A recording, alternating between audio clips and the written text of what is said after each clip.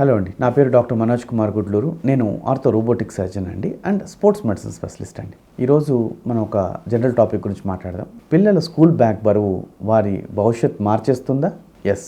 మీ పిల్లల school bag ఎత్తి చూసారా ఎప్పుడైనా?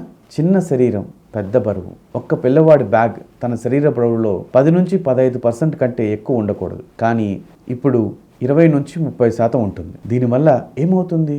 వెన్నుముక్క వంకరగా మారుతుంది, భుజాలు అసమానంగా మారుతాయి, స్కోలియోసిస్ లాంటి సమస్యలు వస్తాయి. సో ఇది వెంటనే నొప్పిగా కనిపించకపోవచ్చు, కానీ 10-15 ఏళ్లలో వాళ్ళకి చిరకాల వెన్ను నొప్పిగా బయటపడుతుంది. తల్లిదండ్రులుగా మన బాధ్యత 2 భుజాలపై బ్యాగ్ వేసుకోవాలి, అవసరం లేని పుస్తకాలు తొలగించాలి, పిల్లల భంగిమను గమనించాలి. సో ఇవన్నీ సరిగ్గా చేస్తుంటే మనకి వాళ్ళు ఏం తప్పు చేస్తున్నారో మనకు అర్థమవుతుంది. దానివల్ల వాళ్ళు భవిష్యత్తులో వచ్చే ప్రాబ్లమ్స్ని చాలా వరకు వాళ్ళు అరికట్టిన వాళ్ళు అవుతారు. ఇప్పుడే జాగ్రత్త తీసుకుంటే వారి భవిష్యత్తును నేరుగా ఉంటుంది.